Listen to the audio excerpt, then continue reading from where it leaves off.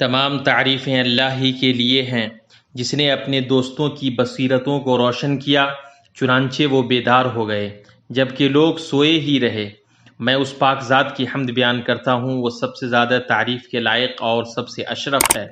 میں گواہی دیتا ہوں کہ اللہ کے علاوہ کوئی معبود نہیں، وہ اکیلا ہے، اس کا کوئی شریک نہیں، وہ اکیلا معبود ہے۔ میں گواہی دیتا ہوں کہ ہمارے نبی محمد اللہ کے بندہ اور رسول ہیں، جو صاحب مقام محمود اور حوض مورود ہیں۔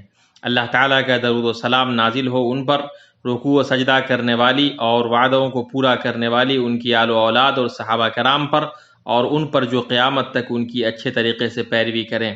اما بعد، اللہ کا تقوی اختیار کرو اے مومنو، جیسا تمہیں حکم دیا گیا ہے اس طرح بنو تو تمہارے لیے جو وعدہ کیا گیا ہے وہ ملے گا۔ اللہ کی پکار پر لبیک کہو، وہ تمہاری پکار کو سنے گا۔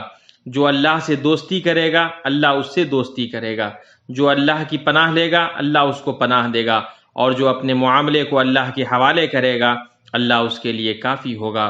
جو اپنے نفس کو اللہ کے لیے بیچے گا تو اللہ اس کو خرید لے گا، اور اس کی قیمت اپنی جنت اور رضا عطا کو بنائے گا۔ زندگی ذکر کے دوام میں ہے، ہر طرح کی عافیت حکم ماننے میں ہے، ہلاکت سے نجات کتاب و سنت کی کشتی کی سواری میں ہے، اور کامیابی تو اسی کی ہے کہ جو آگ سے بچا لیا گیا اور جنت میں داخل کر دیا گیا۔ مسلمانوں، اللہ تعالیٰ نے دلوں کو پیدا کیا کہ وہ اس کی معرفت رکھیں، اس سے قریب ہونے کی کوشش کریں اور اس سے جڑیں۔ دلوں کو اللہ کے ذکر سے روکنے والا نہ کوئی مانع ہے، اور اس کی نشانیوں میں غور و فکر سے دور کرنے والی کوئی رکاوٹ ہے، سوائے اس کے کہ بسا اوقات ان دلوں کو بہت ساری ایسی بیماریاں اور پردے لاحق ہو جاتے ہیں جو ان دلوں اور جس چیز کے لیے انہیں پیدا کیا گیا ہے ان کے درمیان حائل ہو جاتی ہیں، اور انہیں اس حالت سے ہٹا دیتی ہیں جس کے لیے انہیں بنایا گیا ہے۔ دلوں کو پیش آنے والی چیز میں سب سے خطرناک اور نقصان دہ غفلت کی بیماری ہے، جس کا مطلب دلوں کا دیر تک سونا اور ذکر اور عبرت پذیری سے پھرنا ہے۔ نتیجتاً انسان خواہش نفس کی پیروی کرنے لگتا ہے، اور جس چیز کے شعور اور غور و فکر کا حق ہے اسے وہ کھو دیتا ہے۔ ان غفلتوں میں سے کونی اور شرعی نشانیوں میں غور و فکر کرنے سے بے رخی بھی ہے، پھر ایک کے بعد دوسری نشانی آتی ہے اور دل غافل اور بے توجہ پڑا رہتا ہے۔ وہ نہ ایمان اور تصدیق کی طرف مائل ہوتا ہے اور نہ خوف و خشیت اور تضرع و اطاعت کی طرف متوجہ ہوتا ہے۔ اللہ کا فرمان ہے، اور ان کے پاس تو ان کے رب کی نشانیوں میں سے کوئی نشانی ایسی نہیں آئی جس سے یہ بے رخی نہ برتتے ہوں۔ یہ تب ہوتا ہے جب غافل کے پاس نشانیاں وارد ہوتی ہیں جو ان سے عبرت نہیں پکڑنے کے قابل ہوتا ہے، گویا کہ وہ ایسی بارش ہے جو برستی تو زمین کو زندہ کرنے کے لیے ہے، لیکن یہ زمین ایسی ہموار ہے جو نہ پانی روک پاتی ہے اور نہ گھاس اگاتی ہے۔ انہی غفلتوں میں سے آخرت کے گھر اور اس کے تئیں جس طرح سے کوشش کرنی ہے اس سے غفلت برتنا ہے، اور اس کے لیے کھیتی تیار کرنی ہے قبل اس کے کہ غفلت برتنے والوں کے حسرت کا دن آ جائے۔ اللہ کا فرمان ہے، لیکن اکثر لوگ نہیں جانتے، وہ تو صرف دنیاوی زندگی کے ظاہر کو ہی جانتے ہیں اور آخرت سے تو بالکل ہی بے خبر ہیں۔ ان غافلوں کی قسمت یہ ہے کہ وہ دنیا میں لگ چکے ہیں، ان کا علم اس گھر سے بڑھ کر دوسرے گھر تک نہیں پہنچتا، اور اس کے باوجود وہ اس کی حقیقت اور اس کے راز کو نہیں جانتے، صرف اس کی چمکدار ظاہر کو جانتے ہیں۔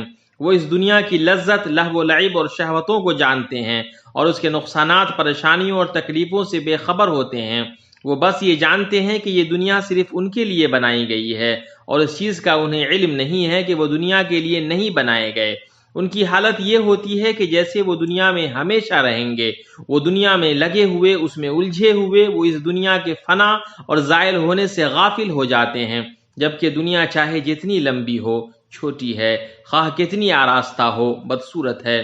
اللہ کے بندو، جب آخرت آئے گی جس سے وہ غافل ہیں، اس دن وہ پچھتاوا کریں گے، جس دن پچھتاوا کوئی فائدہ نہیں دے گا۔ اللہ تعالیٰ نے اس صورتحال کی تصویر کشی کرتے ہوئے فرمایا، اور آپ انہیں پچھتاوا اور ندامت کے دن سے ڈرائیے جب ہر بات کا فیصلہ کر دیا جائے گا، مگر وہ غفلت کی حالت میں پڑے ہیں اور ایمان نہیں لاتے ہیں۔ یہ وہ دن ہوگا جس دن مخلوقوں کے درمیان فیصلہ کیا جائے گا، ان میں کوئی بدبخت ہوگا، کوئی نیک بخت، ان میں سے کچھ ہمیشہ جنت میں رہیں گے اور کچھ ہمیشہ جہنم میں رہیں گے۔ جہاں تک اہل جنت کی بات ہے تو وہ نعمتوں اور آسائشوں میں ہوں گے، اور اہل جہنم پچھتاوا اور ہلاکت میں ہوں گے۔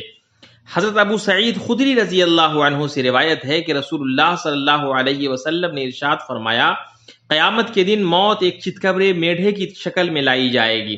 ایک آواز دینے والا فرشتہ آواز دے گا کہ اے جنت والو، تمام جنتی گردن اٹھا اٹھا کر دیکھیں گے۔ آواز دینے والا فرشتہ پوچھے گا، تم اس میڈھے کو بھی پہچانتے ہو؟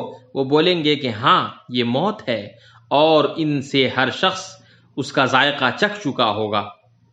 پھر اسے ذبح کر دیا جائے گا، اور آواز دینے والا جنتیوں سے کہے گا کہ اب تمہارے لیے ہمیشگی ہے، موت تم پر کبھی نہیں آئے گی، اور اے جہنم والو، تمہیں بھی ہمیشہ اسی طرح رہنا ہے، تم پر بھی موت کبھی نہیں آئے گی۔